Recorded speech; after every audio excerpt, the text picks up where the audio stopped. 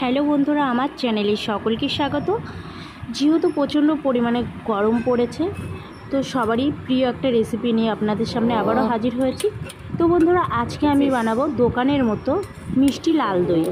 তো বন্ধুরা, দেরি না করে প্রথম থেকে শেষ পর্যন্ত পুরো ভিডিওটি দেখার অনুরোধ রইল। আর ভিডিওটি কিন্তু কেউ স্কিপ করবেন না, আর ভালো লাগলে লাইক কমেন্ট শেয়ার করে দেবেন। তো বন্ধুরা, একবার হলেও তোমরা এইভাবে মিষ্টি দইটা করে খেয়ে দেখতে পারো, আশা করি তোমাদের অনেক ভালো লাগবে। তো বন্ধুরা, প্রথমে আমি দুধটাকে ছেঁকে নিলাম একটা হাঁড়িতে। এবার আমি গ্যাসটাকে অন করে নেব। তো গ্যাসটা জ্বালিয়ে নিলাম, নিয়ে হাঁড়িটা বসিয়ে দিলাম, দুধের হাঁড়িটা। এবার দুধটাকে না ভালো করে ফুটিয়ে নেব। তো বন্ধুরা, আমি তো বলতেই ভুলে গেছি, এখানে কিন্তু আমি 500 গ্রাম লিকুইড দুধ নিয়েছিলাম, আর এখানে 1 প্যাকেট আমুল দুধ দিয়ে দিলাম। দুধটা কিন্তু সেরকম খুব একটা গরম হয়নি, উষ্ণ গরম দুধেই আমি দুধটা দিয়ে দিলাম। উষ্ণ গরম দুধে দিলে পরে আর কি দলা দলা পাকে না, খুব সুন্দর মিশে যায় দুধটা, সেই কারণে উষ্ণ গরম দুধে আমি দিয়ে দিলাম আর কি পাউডার দুধটা। এবার আমি খুব ভালো করে নাড়তে থাকবো।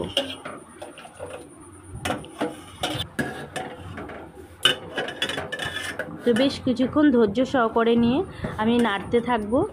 মানে এর 500 দুধে 300 গ্রাম দুধ করতে হবে, তাই তো? তারপর আমুল দুধ দেওয়া আছে, এক প্যাকেট ধরো এমনি গাঢ় হয়ে যাবে। তাও এই তো 300 গ্রাম দুধ করতে হবে। তো বন্ধুরা, কার কার মিষ্টি দই খুব পছন্দ অবশ্যই একবার আমাকে কমেন্টে জানিও। তো এখানে আমি দিয়ে দিলাম 2টো এলাচ, ফাটিয়ে দিলাম যাতে দইটা থেকে খুব সুন্দর সেন্ট বেরোয়। সরি বন্ধুরা, 2টো না 3টে এলাচ দিয়েছি। আর এখানে আমি দিয়ে দিলাম কিছুটা পরিমাণ চিনি। এখানে আমি 50 গ্রাম চিনি দিয়েছি। তো এখানে কিন্তু আমার দইটা একটু টক টক মিষ্টি মিষ্টি হতে চলেছে আর কি। কেনা দই যেরকম হয় একটু টক টক মিষ্টি মিষ্টি, আমার কাছে এই দইটাই বেশি ভালো লাগে, টক টক মিষ্টি মিষ্টি মিষ্টি। তো আমিও সেরকমই করব। এবার ক্যারামেলটা তৈরি করো। তো বন্ধুরা, এবার আমি আর একটা গ্যাস জ্বালিয়ে নেব। তৈরি হবে ক্যারামেল, তাই তো? তো ক্যারামেল তৈরি করার জন্য দিয়ে দেবো সামান্য পরিমাণ চিনি। যেহেতু তখন আমি চিনিটা দিয়েছিলাম, তো এবার চিনিটা একটু কম দেব। এবার একটু জল দাও, সামান্য, কিন্তু জলটা বেশি দিয়ে দিয়েছো, ক্যারামেলটা হতে টাইম লাগবে বেশি।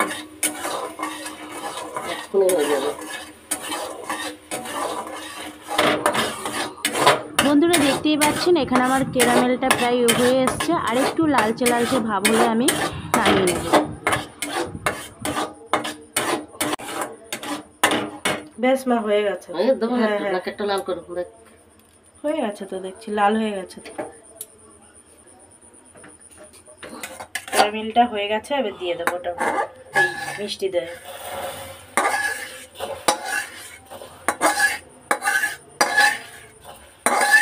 বাবা, এরকম হলো কোনো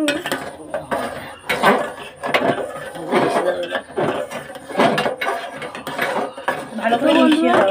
দেখতে পেলেন এখানে কিন্তু আমি 500 দুধটাকে 300 গ্রাম করে নিয়েছি।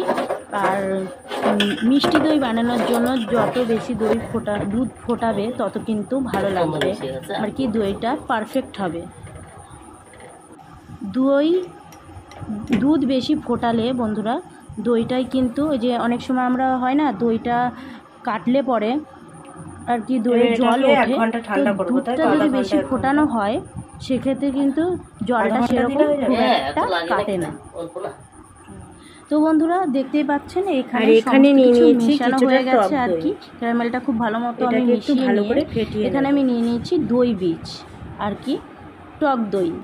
তো এটাকে আমি খুব ভালো করে ফেটিয়ে নিয়েছি। দেখতেই পাচ্ছেন ঠিক এরকম ভাবেই ফেটিয়ে নিতে হবে, না হলে মিষ্টি দই বানানোর জন্য দানা দানা হয়ে যাবে, দইটা লাগবে আর কি, দানা দানা ভাসবে, এটা ভালো লাগবে না দেখতে। পুরো পারফেক্ট টক দই এই মিষ্টি দই হবে না, তাই না? দইটা ভালো বসবে না।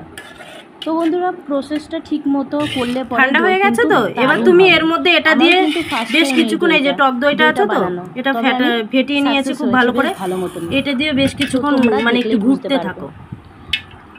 তো দইটা আমি ফেটিয়ে নিয়েছি, ফেটিয়ে এটা আমি নিয়ে খুব ভালো মতো করে দিয়ে নিয়েছি, দিলাম আর কি দুধটার মধ্যে, যাতে এই যে এবার আমি দইয়ের এই ভালো ইয়েগুলো করে যেন না ধৈর্য থাকে। সহকারে হ্যাঁ, আরো কিছুক্ষণ নাড়াচাড়া এইগুলো করে নেবো। থাকলে পরে না উপরে আর কি এইগুলো ভালো ভেসে মতো থাকবে, মিশিয়ে নেব, ফ্রেশ মানে দইটা যাতে ফ্রেশ দানা হবে। দানাগুলো না ভাসে।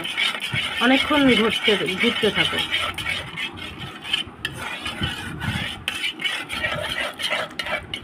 এটা ধৈর্য সহকারে বন্ধুরা করতে হবে, এলাচ দিলে না দইটা থেকে তাহলে খুব দইটা সুন্দর ভালো হবে। আর কি জানি scent না আসে। আমাদের কি হবে, আমার তো বেশ এই ফ্লেভারটা যদিও বেশ ফার্স্ট ভালো টাইম। লাগে।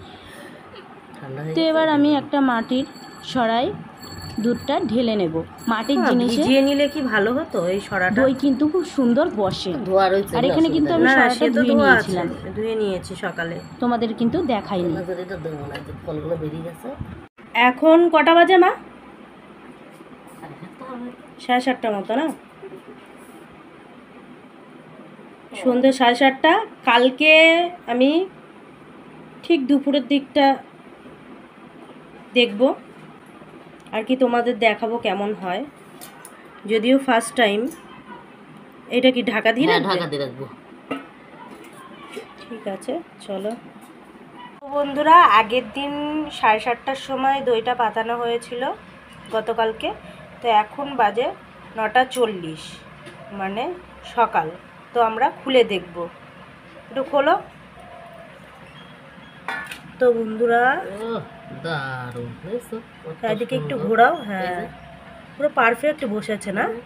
এই যে একদম চাপ, এলাচটা দেখা যাচ্ছে, পুরোটা এলাচ দেখা যাচ্ছে। তো বন্ধুরা দেখুন কত সুন্দর হয়েছে, পুরো পারফেক্ট দই, কোনো রকম জল টল নেই, তাই না? না, দারুণ বসেছে। তো দেখুন বন্ধুরা কতটা সুন্দর হয়েছে, জাস্ট বলে বোঝানো যাবে না। তো এটা এখন কাটবো না, এটাকে ফ্রিজে রেখে দেবো 2 ঘন্টা। তারপরে 2 ঘন্টা পরে ফিরছি, তোমাদেরকে কেটে দেখাবো যে কেমন হয়েছে। তো বন্ধুরা ফাইনালি 2 ঘন্টা পর চলে আসলাম। তো ফ্রিজ খুলে দইটা আর কি বের করে নেব আর তোমাদেরকে দেখাবো কেমন হয়েছে। ও দেখেছিস? তো বন্ধুরা দেখতেই পাচ্ছেন কতটা সুন্দর আর কি চাপ হয়েছে। তো বন্ধুরা দইটা তুলে নিই আর আমি তোমাদের রিভিউ দেবো আর কি কেমন হয়েছে সেটা তোমাদেরকে আমি জানাবো। দারুণ। আর তোমরা তো দেখতেই পাচ্ছ, দেখে আর কি বুঝতে পারছো আশা করি দইটা কতটা সুন্দর হয়েছে। রিভিউ দাও কেমন। খেয়ে দেখবি একটু? একটু দেখো, তারপর আমি দেখছি।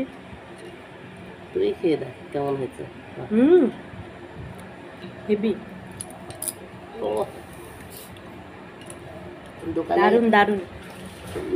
ইয়েটা তো দেয় না, এটার দোকানের flavorটা থেকে খুব বেশি সুন্দর ভালো হচ্ছে। লাগছে। হ্যাঁ, গরম মশলা এই এলাচটা দিয়ে আছে না, হুম, এর জন্য দেখ খুব সুন্দর একটা ফ্লেভার এসছে। দারুণ লাগছে খেতে।